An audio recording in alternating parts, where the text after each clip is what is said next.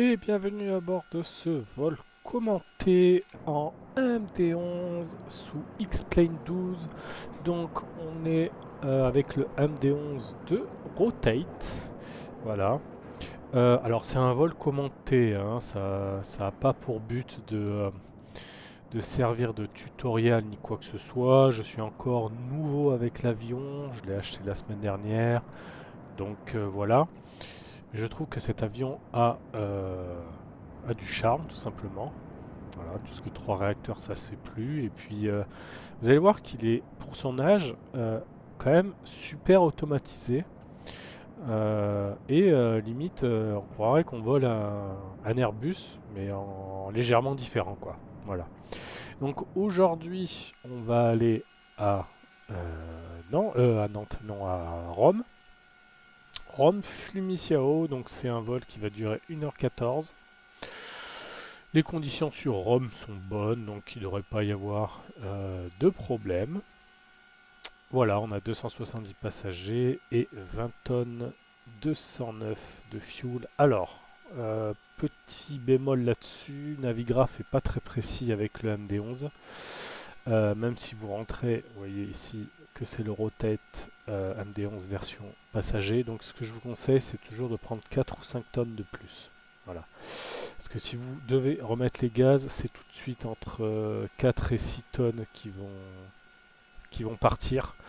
Donc en fait, l'idéal, c'est d'arriver à l'aéroport, d'arriver entre 10 et 13 tonnes. Vous voyez, ça vous laisse le temps de faire une remise des gaz, une autre approche, une autre remise de gaz et un déroutement si éventuellement vous n'arrivez pas du tout à atterrir sur l'aéroport de destination.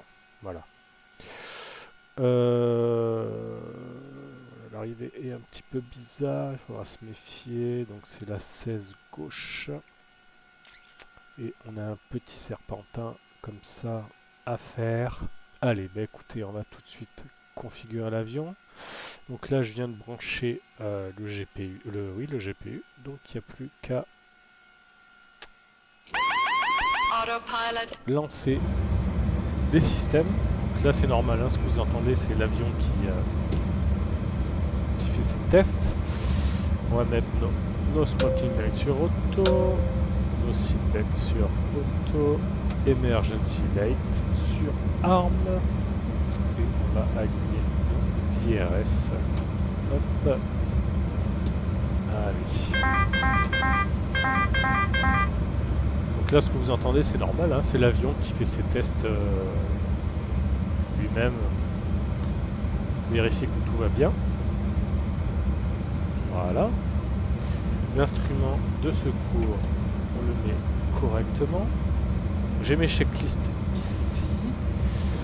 Emergency light, batterie, IRS, align, night lights, ça c'est ok. Ok, donc on a tout fait. Alors, maintenant on va importer le plan de vol dans le FMC. Ok, donc je vais sur Flight Plan Inis, je fais Initialize ARS. Et ensuite, je vais aller dans Ref, AOCCOM, et je vais taper mes deux ISAO sans slash au milieu. C'est-à-dire que là, je vais de LFNC, LFNC à LRF. Voilà. Vous voyez, j'ai pas mis le slash, hein, c'est très important de ne pas le mettre. Je fais ça. Je rappuie une fois, vous avez la petite étoile qui s'affiche à côté là. Je rappuie une fois. Voilà. Active le plan uplink ready. Je fais clair, je vais sur review AOC route. Voilà. Et là, je vérifie donc l'ensemble du flight plan. C'est un petit flight plan, donc il n'y a pas grand chose à vérifier. Et je fais insert act, donc insert active, pas oublier, ici. Voilà. Une fois que j'ai fait ça, je reviens dans Inis et je vais rentrer l'alternate, l'altitude et le cost index. Alors pour que l'importation du plan de vol sur le FMC marche, il faut que vous ayez téléchargé SimBrief Downloader. Voilà. Aussi, il faut que vous ayez dernière Xerac à jour si vous voulez pas qu'il y ait de bugs. Et ensuite, tout simplement, dans le SimBrief Downloader, vous mettez le dossier route user route saved, pointez là-dessus. Ensuite, dans ici home, vous rentrez ici votre SimBrief ID, vous sauvegardez tout, et normalement après, si vous faites la manipulation que je viens de faire, ça devrait marcher. Allez, donc l'alternate, qu'est-ce qu'on a comme alternate? On a LIRN, c'est Naples, ouais c'est ça, LIRN c'est Naples. LIRN, on va monter au 35 000 pieds, on a un cost index de 50. Donc LIRN en alternate, je vais faire une bêtise. Non, c'est bon. Ensuite, on va monter au niveau 350 avec un cost index à 50. Voilà. Une fois que vous avez fait ça, vous allez dans la page TOA PPR. Non, pardon. Vous allez sur la page Flight Plan et vous allez ici sélectionner votre approche. C'est-à-dire que le plan de vol est rentré, ok, mais forcément, on ne sait pas si on va faire une approche AirNav ou une approche ILS. Donc ce que vous faites après le discontinuity, là, vous cliquez sur la piste, donc dans mon cas c'est la 16 gauche, vous venez ici, Star, vous touchez rien ici à la Star, d'accord, et vous allez choisir donc l'approche ILS sur la 16 gauche. Donc il est là. Alors attendez, c'est le I plus ILS. Je vais juste vérifier quelle approche je peux faire. Donc je suis hors IVAO, hein, parce que je suis encore débutant avec l'avion. ILS X, ILS X, alors on va prendre ILS X, hein, on va pas s'embêter.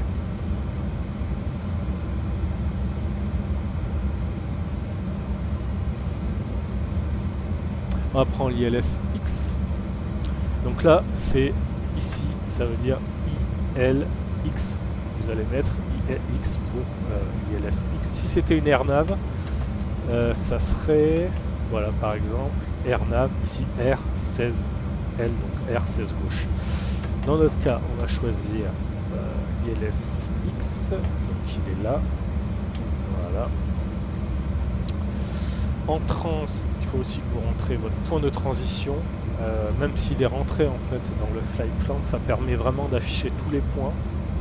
Parce que si vous ne rentrez pas votre point de transition, vous risquez en fait de ne pas avoir tout le circuit d'approche qui s'affiche et qui est correctement calculé par le FMC. Donc voilà, c'est assez moyen.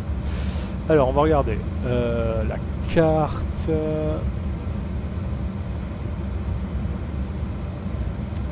Alors j'ai quoi là? J'ai Copol X.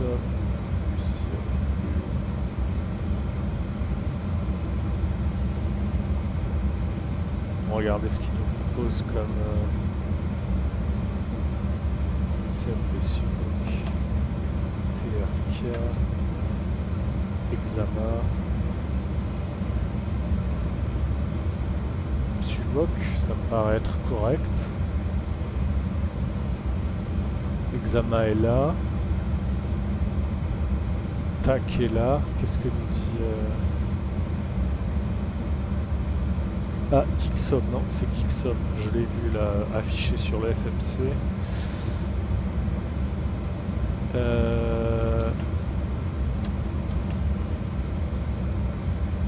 Non, il n'est pas affiché. C'est Suboc, hein, il me semble. Ça m'a tout l'air d'être Suboc, ouais, parce qu'on va arriver comme ça. Tac, tac, tac. Ouais, c'est ça. En plus, il est affiché, je suis con. Je l'avais pas vu, il est là. C'est Suboc. J'avais bien lu la carte. Allez. Suboc, et vous faites Insert. Voilà. Et là, donc, j'ai toute mon approche ILS. avec la star et le point de transition qui s'affiche. Ça c'est le circuit de remise des gaz. Ok, on est bon. Ok, ça c'est...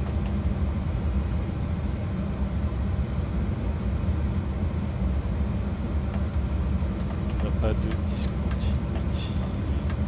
Ok. Bon, mais ceci étant fait, on va pouvoir passer au take-off APPR. Donc la page qui va nous permettre de configurer donc nos vitesses de référence, etc. Alors oui, le slope, oui, on va commencer par ça. Alors le slope, en fait, c'est une particularité du MD11. C'est, en fait, il va calculer la pente de la piste. C'est-à-dire votre piste de décollage, là, sur Clermont-Ferrand. On va décoller de la 26, c'est bien ça, hein. Oui, on va décoller de la 26. Et on s'aperçoit ici que quand on va décoller, l'altitude est de 1057 et l'altitude à la fin de la piste est de 1089. D'accord. Donc là, je vais rentrer up, donc il y a à peu près 30 ft, 30 pieds de différence. Je vais rentrer 0.3, d'accord. 0.3, up 0.3, et je vais regarder les vents. Moi j'ai 20, c'est clairement qu'il me faut.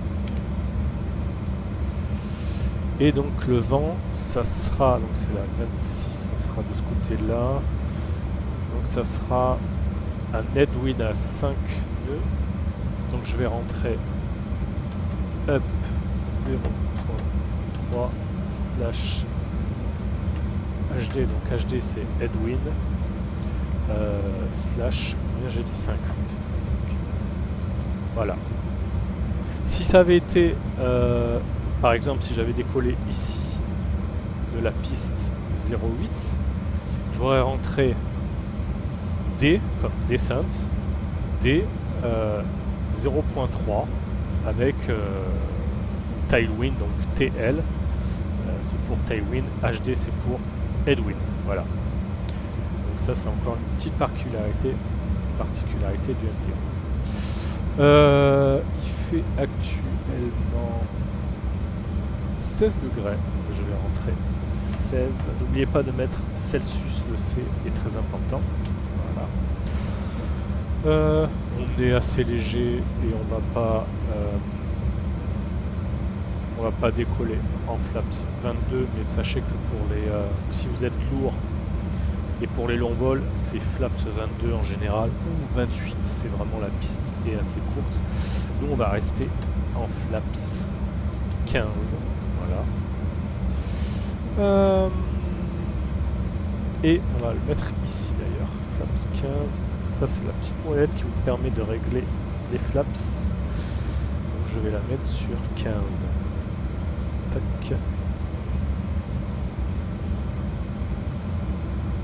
Voilà, on est sur 15. Et là en fait il m'a pas affiché mes vitesses de référence, tout simplement parce que comme un boulet, j'ai oublié tout simplement de charger l'avion. Donc vous avez dans WNB, donc Weight and Balance, et on va charger l'avion. Donc on a dit qu'on avait 270 passagers, 20 tonnes, 209 de fuel, il faut toujours rajouter. D'après ce que j'ai pu constater, il faut rajouter entre 4 et 6 tonnes. Donc là c'est un court courrier, on va juste rajouter 4 tonnes, donc ça va nous faire 24 200 pour 270 passagers. Donc je vais rentrer ici, 270. Bloc fuel, on a dit 24, 200. Taxi fuel, je mets toujours 1000, hein, je prends large, 8 tonnes. Voilà, ce qui nous fait au final, en déduisant les 1000, 23 tonnes, 200, voilà, de fuel. J'ai oublié d'entrer le cargo, donc le cargo c'est tout ce qui est bagages, etc. On a combien de bagages? On a 24 tonnes, 300 de bagages, donc je vais le rentrer ici. 24 tonnes, 300. Merde, j'ai pas dû rentrer comme ça, je dois pas mettre le point Voilà, 4 tonnes 300. Et tout simplement, on va faire apply weight and balance et apply weight and balance to FMS. Et là, vous voyez, tout simplement, il m'affiche que je peux confirmer mes vitesses de référence. Alors, on a une altéreur aussi qui apparaît. 35, 146, 161. On regardera tout à l'heure un petit peu ce qui se passe. Parce que j'ai vu qu'il y avait un altitude error. Alors, l'altitude erreur sur l'ambiance de rotate, ça peut être un faux positif, d'accord? Donc, ce que je vais faire tout de suite, c'est que je vais mettre FMS2. Là, vous voyez, on affiche sur le FMS2 altéreur à Maven. Donc, on va vérifier à quelle hauteur on doit être sur ce point-là. Et si la hauteur correspond à la carte, à la charte d'approche, c'est qu'on est bon. Donc, je vais vérifier Maven. Voilà, Maven doit être à 3000. Donc ça, c'est un bug connu sur ambiance de rotate. C'est-à-dire que si Maven est à 3000, normalement, j'ai pas à m'inquiéter plus que ça. Oui, vous voyez, Maven est à 3000. Donc, voilà, c'est pas grave. C'est un faux positif. Donc, ce que je vais faire, c'est que je vais checker le flight plan. Donc, on décolle de la 26, on fait passer par CFA 09. Ensuite, on va partir par là. Allez, on va checker ça.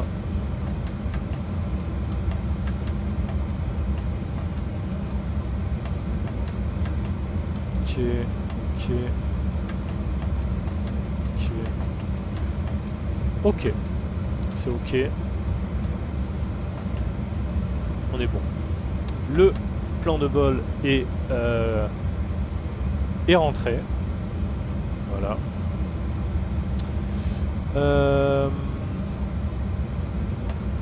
Je vérifie combien. Allez sur prog toujours pour vérifier combien il va rester à l'arrivée. Vous voyez, je vous avais dit entre 10 et 13 à l'arrivée, on est à 13,2. Sachant qu'on va brûler un peu de carburant pour le roulage. On sera dans les 12-13, donc c'est plutôt très bien. Ok, ça c'est fait. On va configurer ici. Donc on n'est pas sur Evo, donc je vais mettre niveau 350 directement. On va prendre le dernier QNH en date. Et c'est 1013, donc il n'y a pas besoin de le changer. Et on va se mettre sur le métard de Rome. Voilà. Tac. Allez, on va vérifier. Donc, ici, donc ça c'est fait.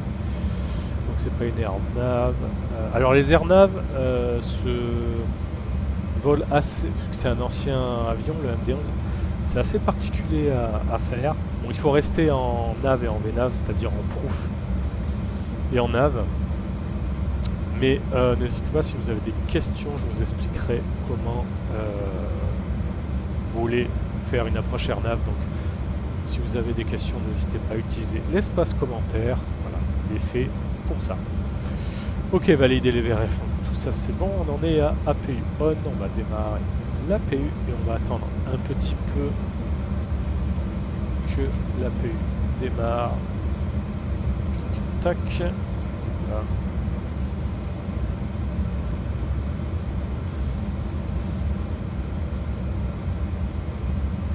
Là, il nous a fait ce qu'il fallait.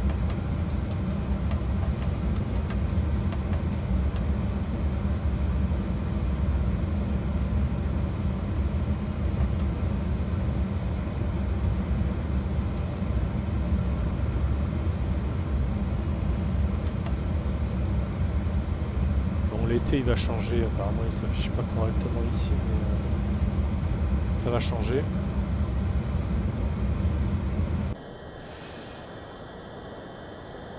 Donc là on entend l'APU qui est en train de démarrer. Je sais pas ce que vous en pensez moi, mais je trouve que cet avion il a du charme. Je trouve que cet avion il a du charme. Avec son 3e réacteur là dans la queue. Je trouve qu'il est assez sympa. Donc là on est sur Papa 50 hein, à Clermont-Ferrand. Alors voilà, l'APU on l'entend distinctement là qui démarre. Je suis sur Papa 50. Pourquoi? Parce que Papa 50 en fait c'est la seule porte qui peut accueillir un gros porteur. Alors dans la réalité elle est surtout utilisée pour le cargo puisque Clermont-Ferrand, voilà, j'y ai vécu et c'est la maison mère de Michelin. Donc à l'époque c'était un 747-200 qui venait sur cette place là, un 747-200 cargo. Voilà. Depuis il n'y a plus, je crois pas qu'il y ait de 747 qui se mettent là, je crois que c'est plus utilisé maintenant, mais voilà. C'est la seule porte qui peut accueillir un MD-11, c'est Papa 50. Ok, donc l'APU est démarré, on peut le voir ici, voilà. Je vais pouvoir couper mon external power. Tac. Je vais aller dans Ground Ops, je vais enlever l'external power et enlever les shocks. Et on va vérifier sur la checklist, on va vérifier un petit peu où on en est. Donc ça c'est fait anti-ice defog, QNH et Squax. Donc on n'est pas sur IVAO, mais je vais garder les bonnes habitudes puisque je vois quand même assez souvent sur IVAO. Donc le defog, l'anti-ice, il est là, c'est important de le passer sur on. Voilà. Et le Squax, même si je ne suis pas sur IVAO, je vais afficher 2000. Et voilà, et là normalement on est prêt au pushback. Ouais, on est prêt au pushback. Allez. Ouais, ça se voit que je suis déjà venu sur cette porte puisque le plugin de pushback, Better Pushback, m'a gardé mon pushback. Alors c'est un décollage sur la 26 on a dit. Ouf, ça va faire short si je le mets comme ça, non? Bah, en vrai, non, je vais garder ça et je ferai le demi-tour par moi-même. Ouais, on va faire comme ça. Tac. Le poste du sol, plan de repoussage reçu. Appelez-moi par le menu quand vous serez prêt. Allez, on va mettre... Tiens, pourquoi il a dit appelez-moi par le menu quand vous serez prêt? C'est bizarre ça.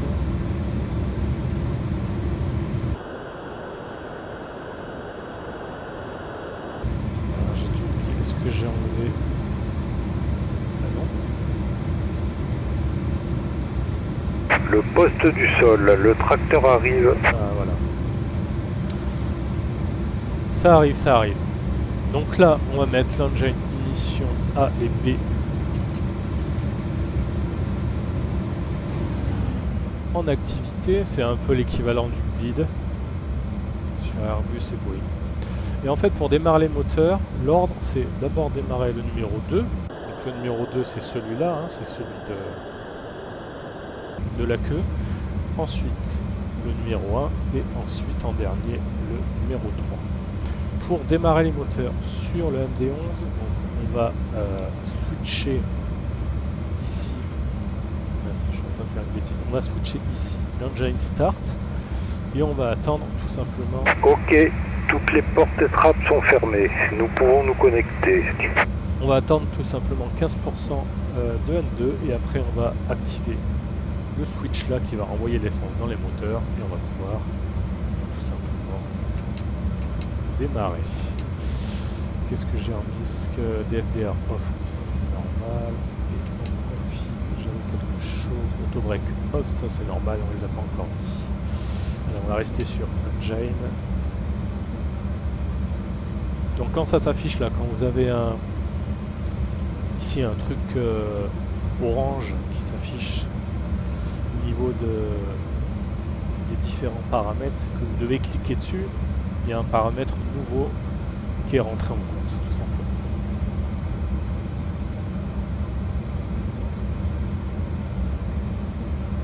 Poste du sol, envoyez-moi votre plan de repoussage, s'il vous plaît. Il n'avait pas pris le plan de repoussage avant. Ok, c'est pour ça.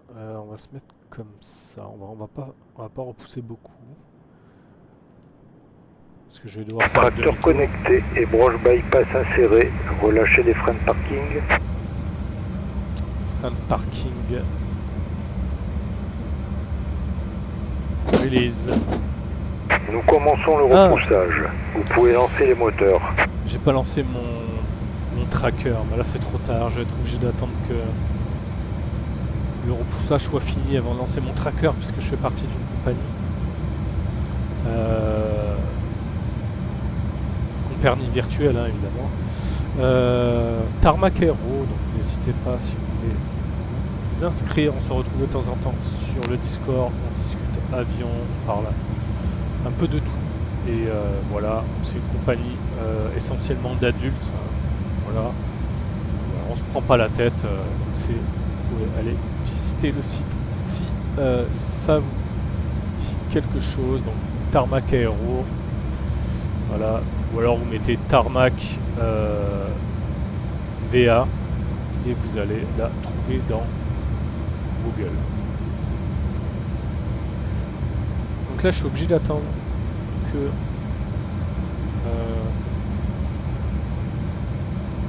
la fin du pushback pour pouvoir lancer mon tracker. Repoussage terminé. Serrez le frein de parc. Il n'y a pas beaucoup à repousser. Parc serré. Déconnectons le tracteur. Stand-by. Allez, j'ai lancé mon tracker, j'allais oublier. Parce qu'en fait, vous pouvez pas le lancer. Il faut les moteurs démarrer, ce qui est normal. Donc, on va lancer le tracker. From Simbrief.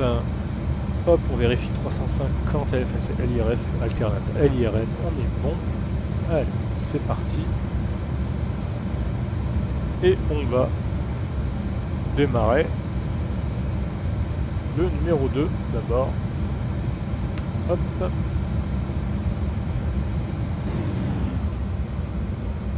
Voilà, donc on a la puissance qui monte ici tout doucement. Et une fois qu'on a passé les 15%,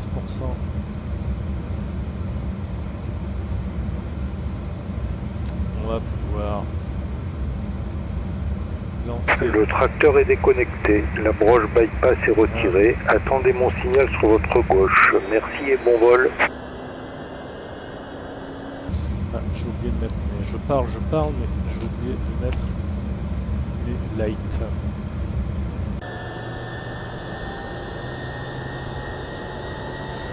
Ouais, donc je vais faire le demi-tour comme ça par la gauche. Hop, on va décoller comme ça.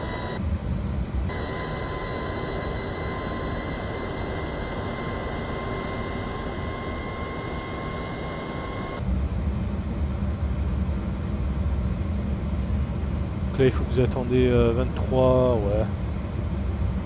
23% neuf, 24% de N1. Et une fois que c'est fait, on va faire la même procédure pour le numéro 1. Donc je rappelle, c'est le numéro 2 d'abord, numéro 1 et numéro 3 ensuite. Et on attend les 15% de N2 avant d'injecter le carburant.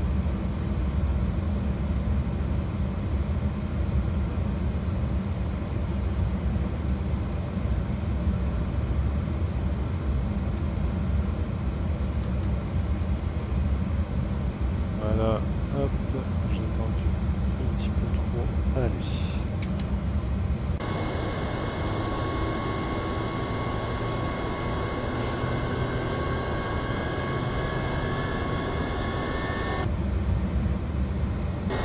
Pas très beau à Clermont.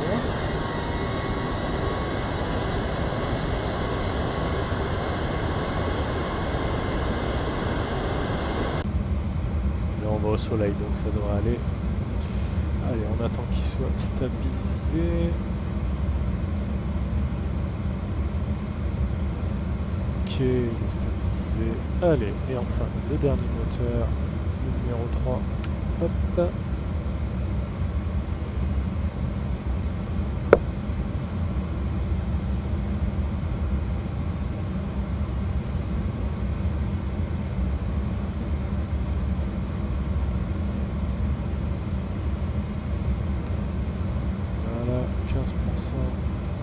on injecte le carburant.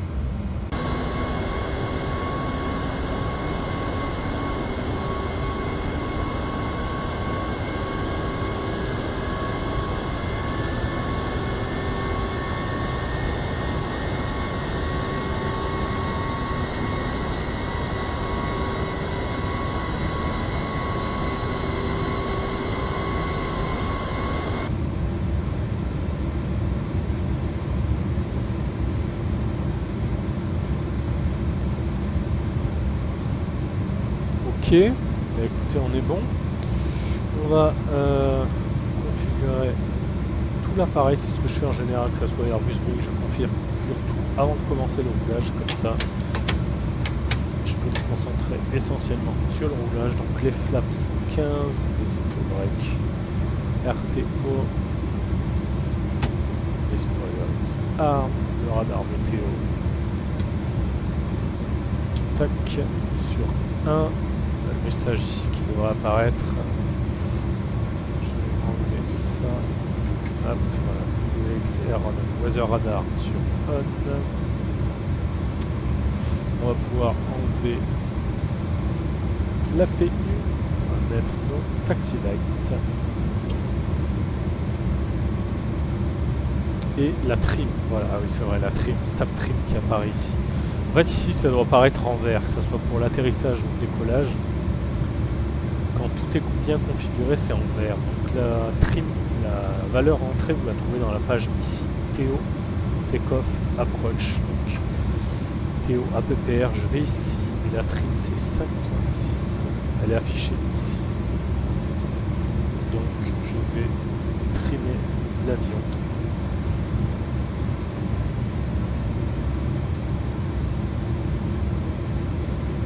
« 5.6, comme vous pouvez voir, stabilisateur, on est bon.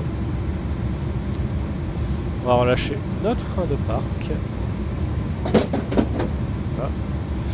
Et là, vous pouvez voir ici, on a ce petit rectangle vert qui s'affiche. Ça veut dire que on est prêt pour le décollage. Donc là, ce que je vais faire, c'est que je vais faire un demi-tour sur la gauche.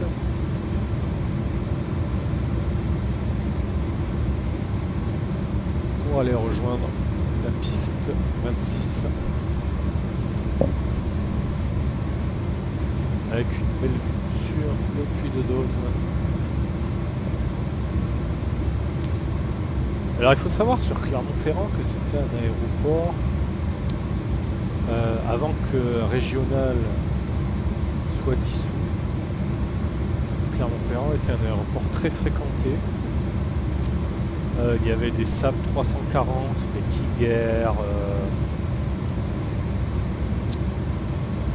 il y avait beaucoup de Regional Jets, notamment des turbopropulseurs, parce que en fait il y avait beaucoup plus de lignes intérieures que maintenant. C'est juste, mais ça passe. Et du coup, par exemple, si vous vouliez faire un, je sais pas moi, Nantes, Marseille, ben vous étiez obligé de passer la plupart du temps par Clermont-Ferrand. Donc c'est pour ça que la piste est grande et il y avait beaucoup d'activités aussi par rapport en liaison avec Michelin.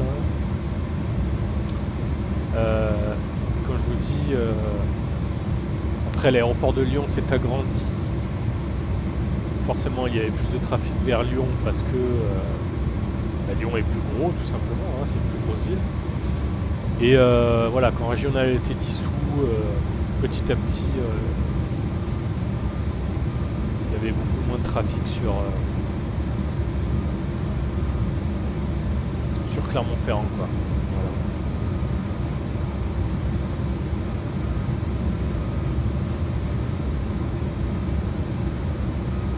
Voilà. Allez, on est parti pour le roulage.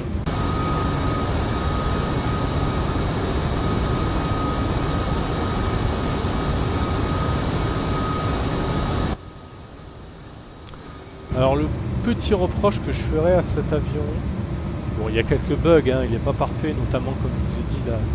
Bon là c'est pas réapparu, Alteror at Maven, c'est pas réapparu. Si vous avez un Alteror, un Alteror, vérifiez l'altitude du point sur la charte, sur la carte d'approche ou de départ. La plupart du temps c'est un faux positif. Ça disparaît, ça peut réapparaître, mais en général ça disparaît. Là regardez, ça a disparu.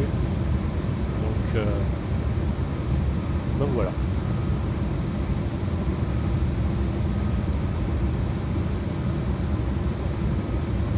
Allez. On remonte la piste 26 par Charlie unité, ensuite Kilo unité, et on va décoller de Clermont-Ferrand.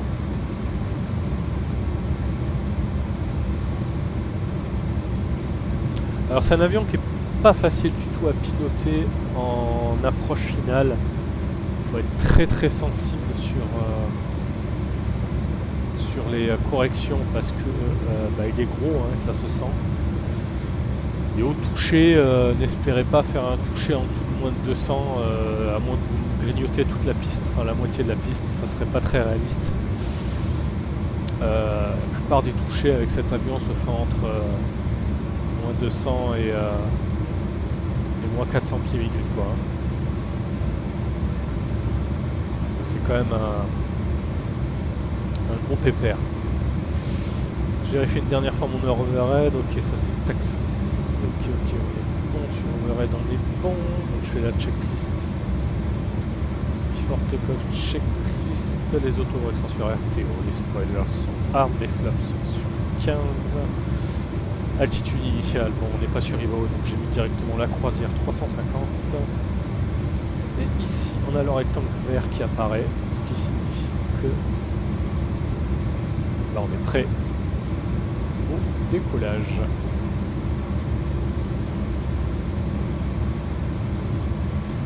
Donc là j'ai la Seine, hein, de Clermont. C'est pas l'aéroport par défaut là que vous avez vu. Et on a un train qui nous double. Ok.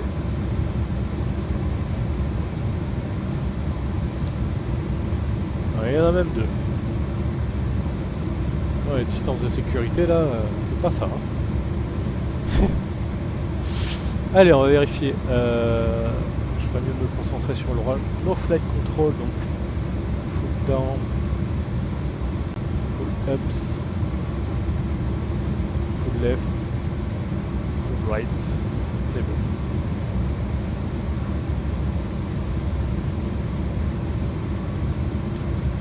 Donc je vais pas faire tout le vol avec vous, je vais juste couper après le décollage, voilà, quand j'aurai engagé l'autopilote, etc. Vu que je suis pas très à l'aise encore avec cet avion, comme je l'ai dit précédemment, je l'ai acheté la semaine dernière, je vais engager l'autopilote assez rapidement. Mais par contre pour l'approche et l'atterrissage, évidemment, je reprendrai en manuel à 1000-1500 pieds, quoi.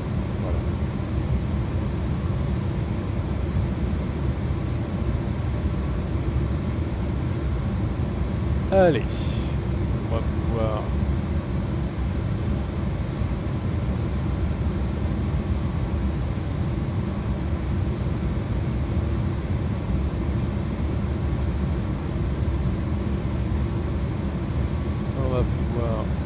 s'aligner tranquillement.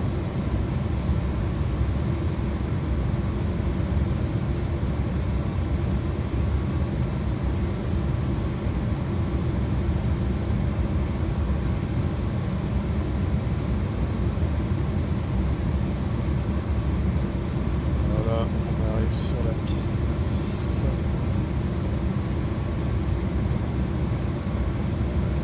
Couper les gaz. S'aligner.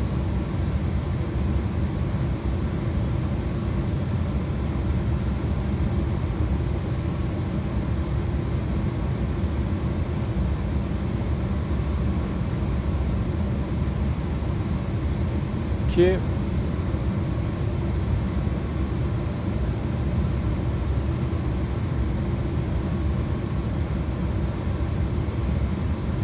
Ok, on va mettre nos landing light, check, TCAS, non, le TCAS, hop, bon. Je vais vérifier que mon tracker enregistre bien le vol avant de décoller, ça serait un peu con. Là, TMC 011, c'est bon, ok, on est bon.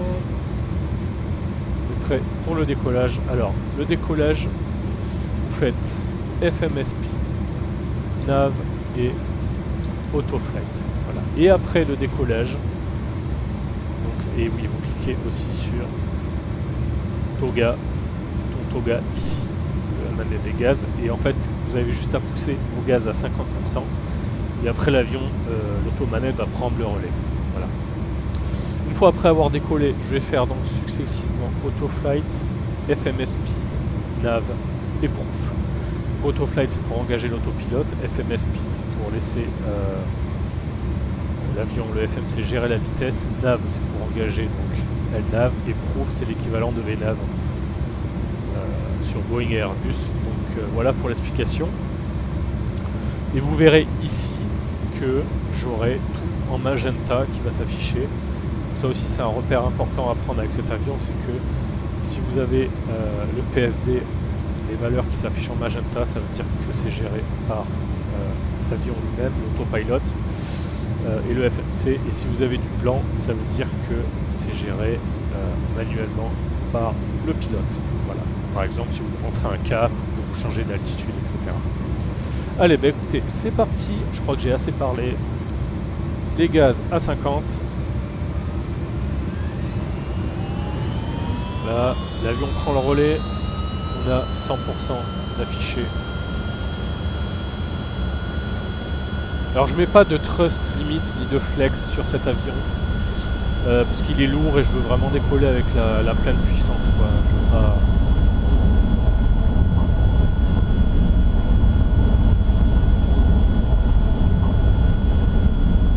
Iwan est passé. Rotate. Et en face on a la cathédrale Empire de Volvic de Clermont-Ferrand. Allez, on suit le flight director. Gear up. Et je vais engager le pilote automatique, donc autoflight, FMSP, nav, proof.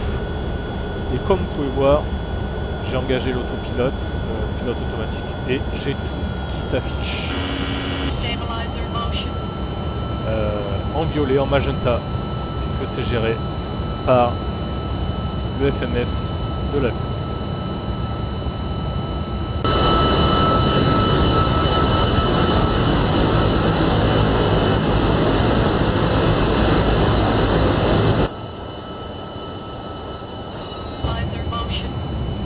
Alors si vous entendez Stabilizer Motion, c'est normal, c'est la trim qui travaille toute seule. Bon, vous voyez là j'ai encore un Alteror qui apparaît. C'est un bug connu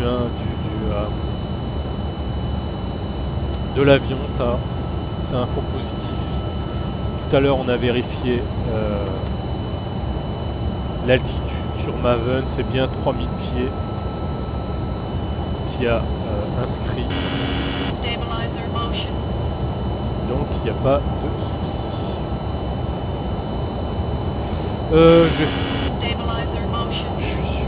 Je suis pas sur IVAO, donc on va rentrer un cran de volet. Je vais faire un direct sur... c'est quoi la star? C'est Mézine 4 whisky. Je vais faire un direct. Ça va éviter de la faire ce tour assez bizarre. Allez, voilà. Mézine. Voilà. Hop. Là, il nous ressort l'altitude erreur sur Maven.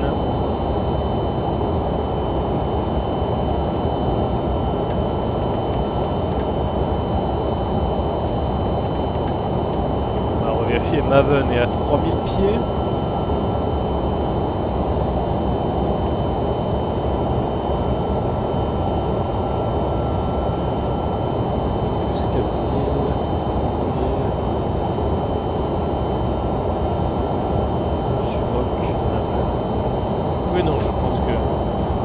Il n'y a pas de problème.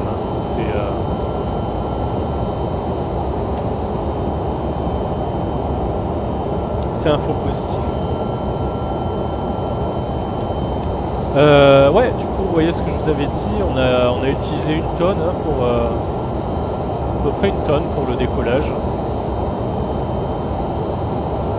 L'idéal avec cet avion, c'est d'être entre 10 et 13 tonnes à l'arrivée, si on veut refaire une remise des gaz. Là, on sera 11 tonnes 8 à peu près, ça va évoluer encore. Ça va, c'est correct. Chris, hop. TRC, data. On va recapturer le profil LNAV et on va rentrer dernier cran de volée. Il fait pas bon. Le QNH 1013, on n'a pas besoin de le changer. Alors vous n'avez pas de bouton standard ou stand-by comme sur Airbus et Boeing. Vous avez juste à changer le QNH et c'est automatiquement pris en compte. On vient de passer 10 000 pieds. On va enlever nos landing lights. On va désarmer nos spoilers et nos autobreaks.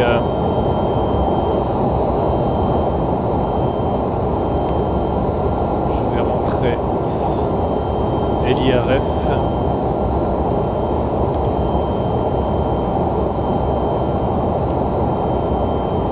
Et ça sera une arrivée sur la 16 gauche.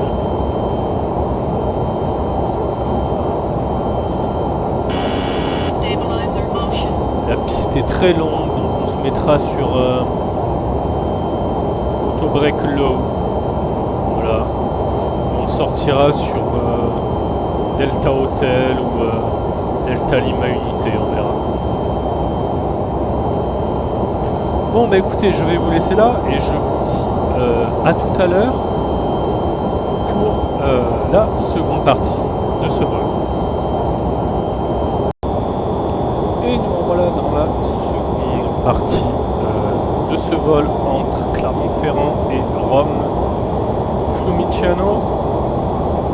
On arrive sur notre top of descent comme vous pouvez voir, donc il n'y a pas de contrôle, je sais pas il va où, pas de sim, etc. Donc j'ai mis 2500 directement, voilà, qui correspond donc à l'altitude avant la capture du glide. C'est une approche ILS X-ray, piste 16 gauche. Et en cas de remise des gaz, l'altitude sera de 2000 pieds. Sachant qu'on peut monter jusqu'à 6000, mais vu qu'on est hors contrôle, on va prendre l'altitude, la première altitude, le MHA, qui est à 2000 pieds. Voilà, l'avion a commencé à descendre. Ici on a une alerte, alors ça, si vous savez comment résoudre ça, j'ai une alerte Lower Cargo Dump. Et je sais pas pourquoi ici, la soute avant, effectivement, elle est qu'à 1 degré, entre 1 et 4 degrés, alors que les autres soutes et les compartiments passagers sont à bonne température. Donc, je sais pas pourquoi. Pourtant, comme vous pouvez voir sur l'overhead, j'ai rien qui s'affiche. Donc voilà, c'est une des choses encore que je dois apprendre à gérer sur ce MD-11. Alors, on a commencé notre descente. On va aller dans la page Takeoff APPR, TO APPR, et on va regarder nos vitesses de référence. Donc, à moins que la piste soit courte, c'est-à-dire en dessous de 2300-2200 mètres, la norme c'est de rester en flaps 35 pour l'atterrissage. Sinon vous pouvez passer en flaps 50 ici, c'est affiché. Mais bon, nous on va rester en flaps 35 et en auto-break low parce que la piste fait voilà, quand même 3902 mètres, donc voilà, on est relativement à l'aise.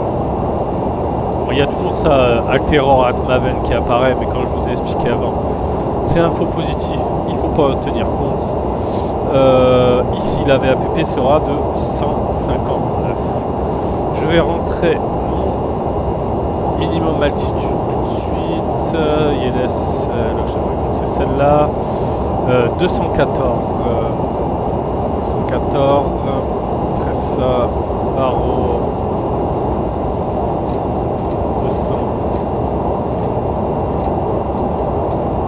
214. Voilà.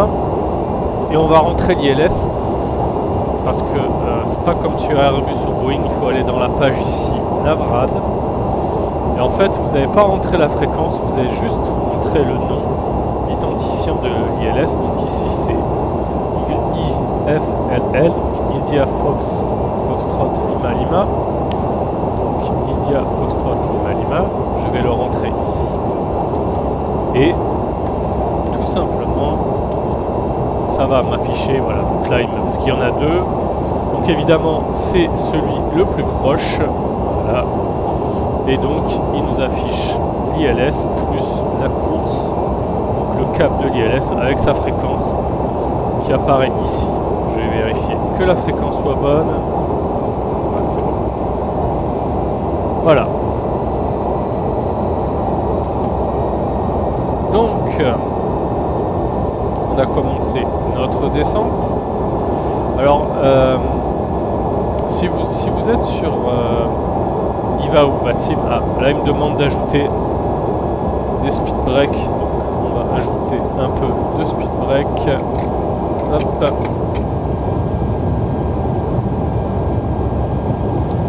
Si vous êtes sur IVA ou VATSIM et que par exemple le contrôleur demande de descendre, je sais pas moi, niveau 180.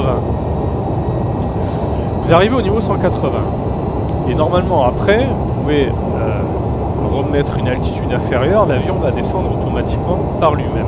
Oui, mais le problème c'est que Vena va descendre très agressivement pour récupérer son plan de descente. Si jamais il y a du monde sur la fréquence, vous pouvez pas demander une altitude inférieure, etc. après être arrivé au niveau 180.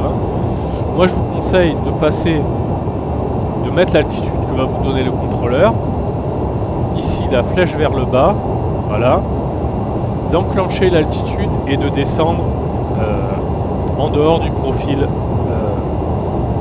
VNAV. Pourquoi? Parce que tout simplement ça va permettre d'avoir un taux de descente plus réaliste et de rattraper quand même votre taux de descente. Et une fois que vous voyez ici que le losange réapparaît ici au milieu, vous pouvez repasser sur proof, voilà. Donc ça c'est la petite astuce que je peux vous donner avec ce MD11. En fait l'équivalent là de replacer, de switcher l'altitude, de cliquer dessus comme ça vers le bas, c'est l'équivalent de Flight Level Change sur Boeing ou OPDS sur Airbus. Voilà. C'est-à-dire qu'il va descendre sans respecter les transitions.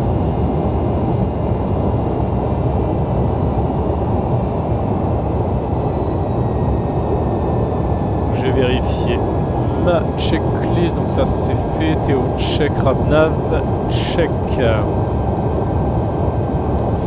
Allez, on va se mettre là.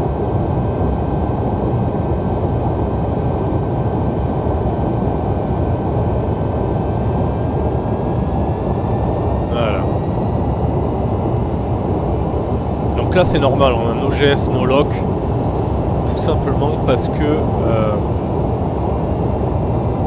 on capte pas encore l'ILS. Et là vous pouvez voir la distance directe par rapport à l'ILS. Et ici, dans Prog, vous aurez la distance une fois avoir parcouru le serpentin ici.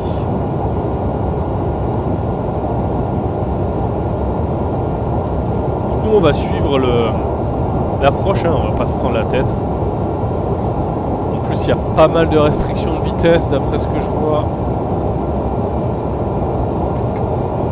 C'est vraiment une approche particulière. Je vais enlever les drags.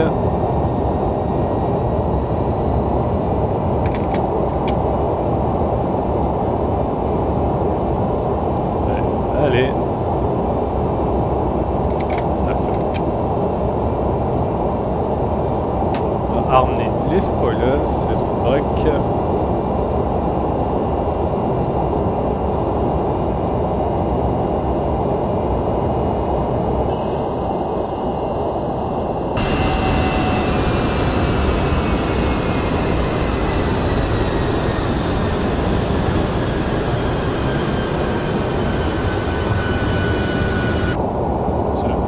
MD11. On a encore un message à drag. On va l'aider. Voilà.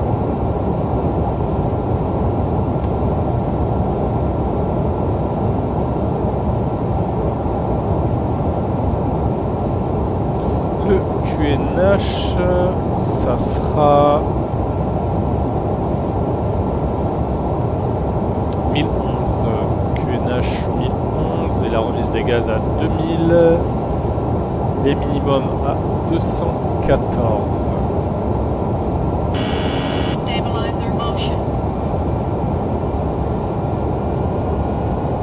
On va profiter de la vue pendant ce temps-là.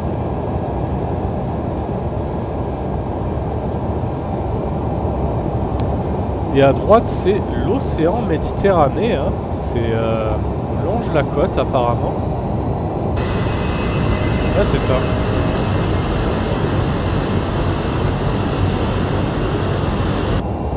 C'est la mer Méditerranée.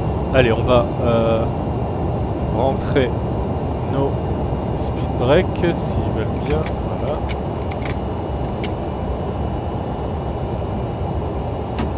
On va les armer.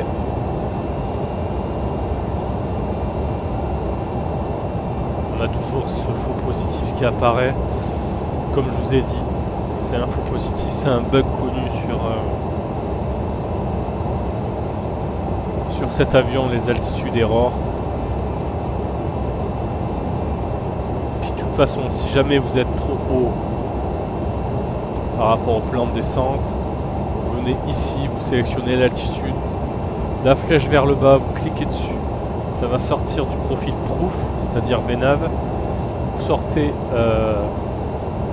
la moitié des speed breaks et l'avion va rattraper son taux de descente tranquillement. Donc là il y a une restriction de vitesse à 230 apparemment. Ouais c'est ça, après 220. C'est vraiment une approche lente si je puis dire.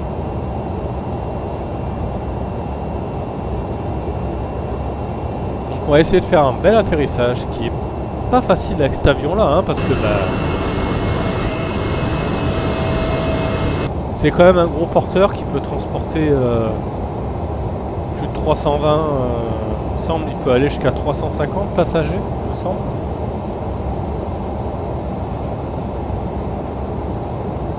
Et il est encore utilisé, mais en version cargo par FedEx, UPS et Martinair.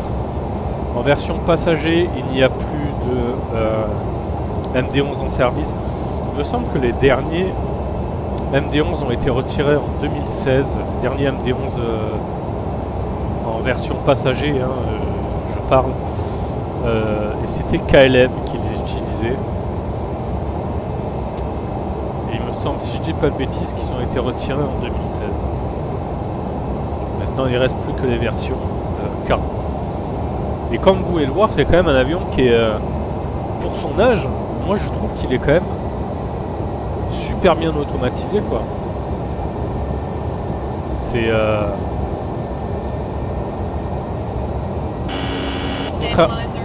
contrairement par exemple, ça c'est normal, hein, c'est la trim qui se règle toute seule. Contrairement par exemple au Lockheed TriStar 1011 ou au DC-10 qui sont sortis à peu près à la même époque, le MD11 est quand même, je trouve, un cran au-dessus au niveau de l'automatisation.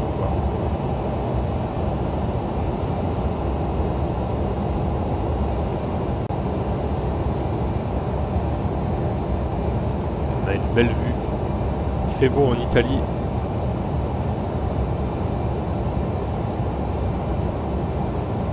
Ça c'est une gare de train apparemment. Tant mieux, ça va pouvoir me permettre de voir si l'avion respecte bien toutes les contraintes de vitesse et d'altitude, et pour l'instant c'est le cas. Voilà, comme je le disais précédemment dans la partie 1, je l'ai acheté il y a une semaine, donc je suis encore débutant dessus. Hein. Il faut quand même En fait, pour être à l'aise avec un avion, si vous voulez une fois tous les jours, enfin si vous voulez tous les jours ou une fois tous les 2 jours, il faut facilement 2 à 3 mois pour bien l'assimiler en faisant des approches différentes, forcément en volant pas tout le temps sur les mêmes aéroports. Allez, on va passer 10 000 pieds, la prochaine restriction est à 9 000 pieds, on le voit ici en magenta. On passe en dessous des 10 000, je vais mettre mes landing lights, les auto-breaks, on va les mettre sur... Je me suis trompé de touche, les auto-breaks, on va les mettre sur low, parce que la piste est assez longue. On va régler ça sur 22. Voilà. Alors je vais laisser, à moins qu'il y ait un problème, je vais laisser... Vous n'avez pas besoin de toucher à la vitesse sur cet avion. C'est-à-dire que quand vous allez sortir les flaps, la vitesse, le FMS va automatiquement ralentir votre vitesse pour trouver la vitesse optimale avec le degré de flaps sortie. C'est-à-dire que là, je vais sortir tout à l'heure un premier degré de flaps et l'avion va commencer à ralentir. D'accord ? Donc ça, c'est pareil, je trouve ça cool. Je trouve que c'est très... plutôt très bien automatisé, hein, on va pas se mentir.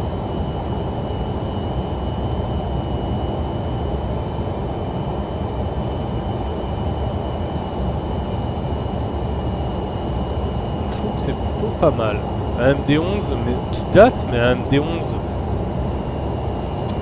très automatisé et franchement, alors je suivais le projet depuis un moment parce que les débuts de Rotate avec le MD-11 ont été un peu chaotiques. Hein. Là, tout de suite, à l'heure où je fais la vidéo, c'est-à-dire on est en juin 2026, on en est à la version 1.20.14 et il y a eu énormément de correctifs qui sont sortis. Je suivais ce projet depuis un moment et puis quand ils ont sorti cette version-là, je me suis dit, allez, je prends. Il est sur le store, le Explain Store, il est à 83 $, il me semble, soit à peu près 75 euros, 75-77 €. Voilà, pour vous donner un ordre d'indication.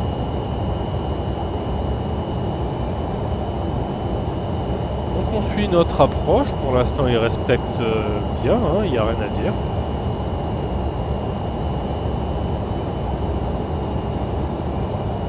Toujours ce faux positif là qui apparaît.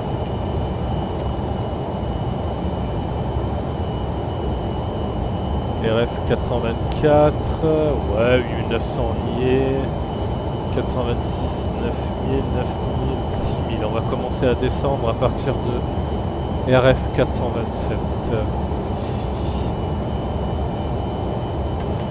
Au niveau du carburant, on a eu des vents qui nous ont poussé, donc on est à 13 tonnes 9. Ça va, franchement ça va, c'est honnête. Il faut être entre 10 tonnes et 13 tonnes, comme je le disais précédemment dans la partie 1 de ce vol commenté. Entre 10 tonnes et 13 tonnes, c'est bien, parce qu'une remise des gaz c'est entre 4 et 6 tonnes, donc voilà. Ça vous laisse en plus le temps de dérouter si jamais à la deuxième tentative vous n'arrivez pas à atterrir du tout. Personnellement, je ne me suis jamais dérouté. Mais on a l'option ici, j'ai rentré l'alternate il me semble, est-ce que je l'ai rentré? Oui, j'ai rentré l'alternate et quand vous allez dans Flight Plan, voilà, vous avez ici l'alternate qui est ici. Vous cliquez dessus, vous faites Star, vous remplissez tout, etc. etc. Et après il va vous demander si vous voulez activer l'alternate. À ce moment-là, vous activez l'alternate et vous aurez votre nouvelle route, voilà, qui va suivre. Simplement.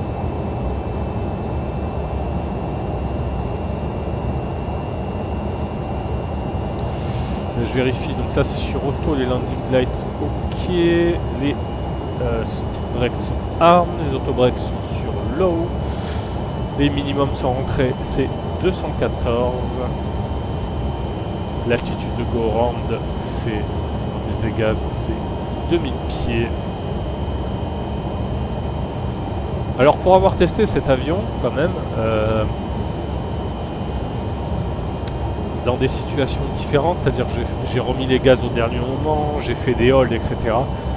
La procédure de remise des gaz est super bien respectée et les holds fonctionnent. Pour moi, ça c'est quand même deux choses super importantes. Et ça fonctionne. Voilà. Après le déroutement, je vous avoue que théoriquement, je sais comment il faut faire. Mais vu que je ne me suis jamais dérouté pour l'instant, je ne peux pas vous dire si ça marche ou pas. Allez, on va recommencer à descendre. On a ici l'ILS à 30 miles environ qui s'affiche. Et on est à 33 miles si on fait tout le circuit.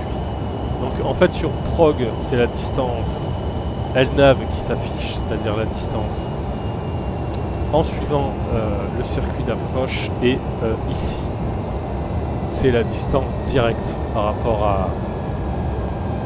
à l'ILS. Voilà, il y a toujours ce faux positif, mais c'est un bug connu, hein, comme je vous ai dit, Alteror, c'est un bug connu sur cet avion.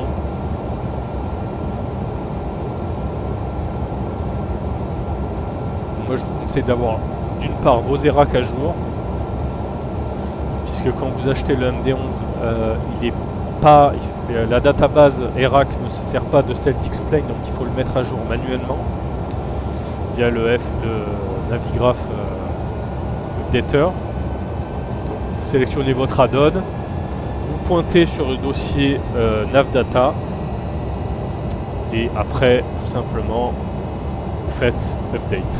Voilà.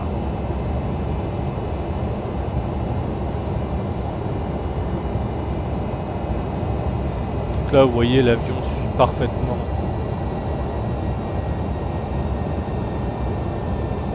son chemin. On va juste sortir un cran de volée parce que je m'aperçois que la vitesse doit être à 200 kT ici. Et comme je vous ai dit, si vous voulez pas toucher à la vitesse, vous voulez tout gérer par le FMS. Ce qui est super avec cet avion, vous n'avez pas besoin de toucher à la vitesse, sauf en cas de remise des gaz ou en cas de restriction ATC. Donc là vous voyez j'ai baissé ma vitesse. Donc enfin j'ai baissé un cran de volée, donc je suis à 210. Et quand voilà, il va réduire, voilà ce que j'allais dire. Quand les flaps seront entièrement sortis, ce qui est le cas, là le cran de volée est sorti, même s'il ne se voit pas beaucoup. L'avion baisse à 200, vous voyez. Vous avez 200 en magenta qui s'affiche. Donc en fait, bien sûr vous pouvez gérer votre vitesse en manuel comme Boeing ou Airbus, il n'y a pas de souci. Mais si vous voulez laisser tout automatiser avec cet avion, en fait ce sont les crans de volée qui décident de votre vitesse. On arrive à 6000 pieds, on va mettre le QNH local. Vérifiez que c'est pas changé. Ça n'a pas changé, c'est toujours 1011. Allez, on met 1011. Donc il n'y a pas le bouton STD sur le MD11, vous avez juste à changer le QNH. Et pour que vous n'ayez pas besoin de le faire du côté du copilote, vous avez ici dans Home les options de base, donc ça c'est ce que j'ai coché de base, et vous avez Synchronize Barometer Sitting on Copilot Side. Ça vous évite tout simplement d'avoir à switcher côté copilote pour changer le QNH.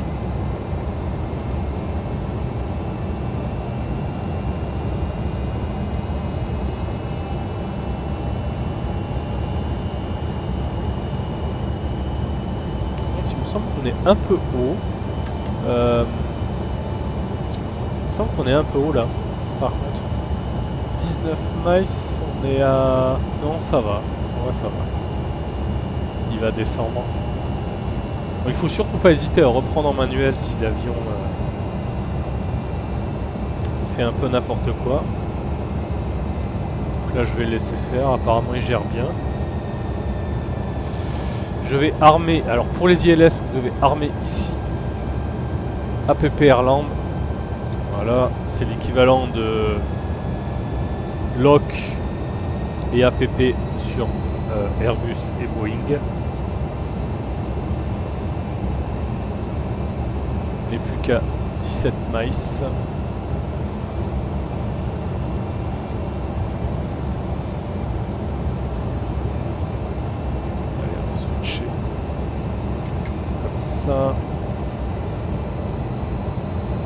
On commence à voir l'ILS qui apparaît ici et le glide qui va s'afficher après, je pense.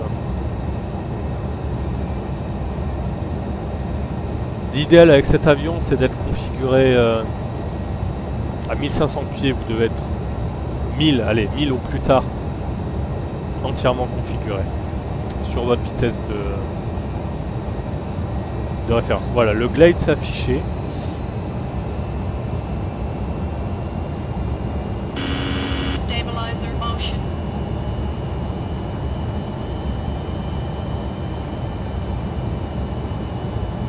Là on est un peu haut, je sais pas ce qu'il fait, est-ce qu'il va rattraper? Ouais, c'est bon, il descend. Sinon j'allais tout de suite changer l'altitude là, passer en mode manuel sur l'altitude, mais c'est bon, il suit le chemin. Par contre on va réduire la vitesse et pour ça tout simplement on sort les volets, puisque je rappelle, si vous laissez tout en vitesse gérée par le FMC, les volets qui décident de la vitesse sur cet avion. On a la piste en vue. 2500 dans le check.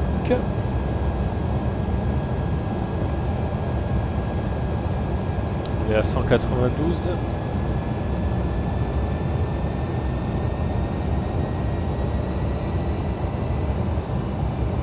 On est à 11 miles. Allez. Sortir flaps 28.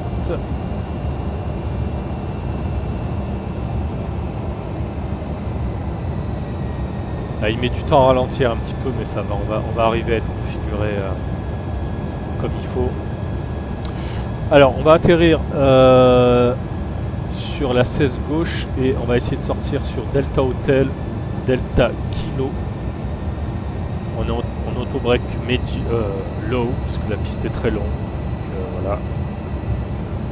Allez, on a 1800 pieds, 9 miles. Je réduis tout une fois qu'on aura. Une fois qu'on sera à 6 miles. Le go en altitude est de 2007 and check. On va descendre le train. Gear down.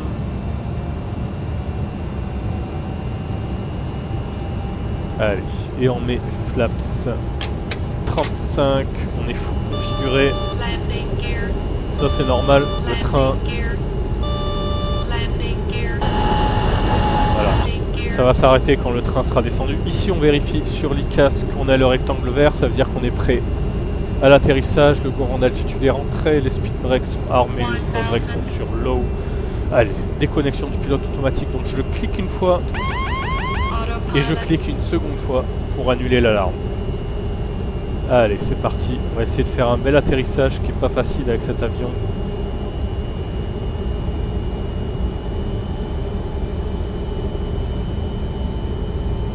À cause de son poids et de son inertie. Voilà.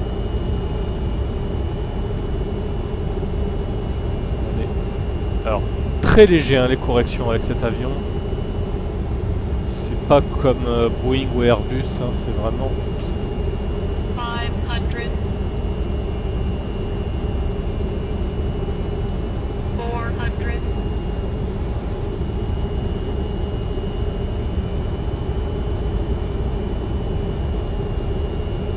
400, approaching minimum.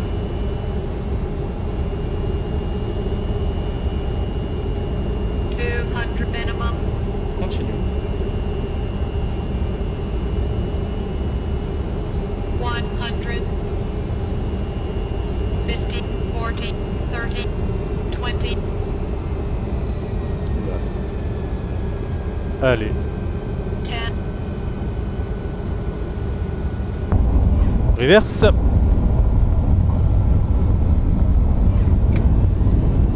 J'ai l'impression que j'ai un peu flotté sur l'arrondi. On verra ça au replay, je vous mettrai le replay après être arrivé à la porte. Allez, 50, Stabilizer. manual braking, reverse up. Et on va pouvoir sortir, vous voyez, pourtant j'étais en auto break low. On va pouvoir sortir même... Ah, on a passé... Ah c'est dommage, de peu on a passé Delta Golf. On va pouvoir sortir sur Delta Kilo. Je vais tout de suite enclencher l'APU. Tac. Ici, là. Allez, on quitte la piste. On a ABS disarm, c'est normal, c'est quand on est passé en manual braking.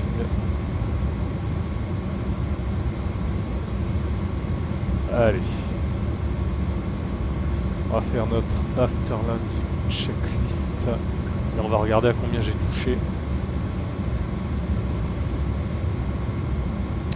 Donc after landing checklist, flaps. Up. Auto brake off, spoilers, disarm, squawk stickas sur et là sur off, weather radar sur off, on éteint no landing lights, on met no taxi lights et on éteint les landing lights principales. After landing checklist complete, et on va regarder à combien j'ai touché. Je sais pas du tout, 260 pieds minutes. Ouais, c'est dur hein, avec cet avion. En fait, avec cet avion, il a tellement d'inertie, tellement de poids que vous devez viser entre 200 et 300 pieds minutes. Faire moins de 200, c'est très dur avec un avion de ce gabarit. Voilà, on a touché à 146. Ça, c'est le tracker hein, qui me dit ça.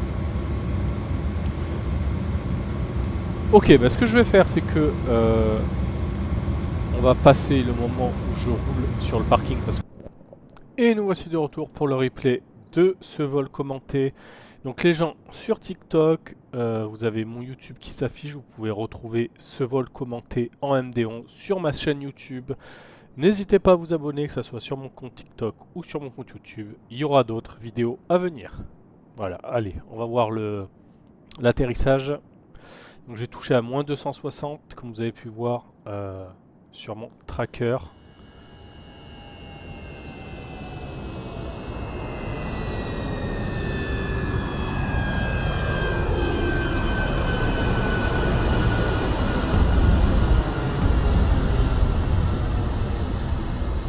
Ouais, c'est bien ce qui m'avait semblé, j'ai un peu flotté dans les airs avant de toucher. Bon. C'est pas bien méchant, mais bon, il faudra que je fasse gaffe. Voilà, j'ai encore des choses à apprendre avec cet avion. J'espère que ce vol commenté vous aura plu. Encore une fois, n'hésitez pas à vous abonner. Il y aura d'autres contenus à venir, que ce soit sur YouTube ou sur TikTok. Et moi, je vous dis à très bientôt. Ciao, ciao!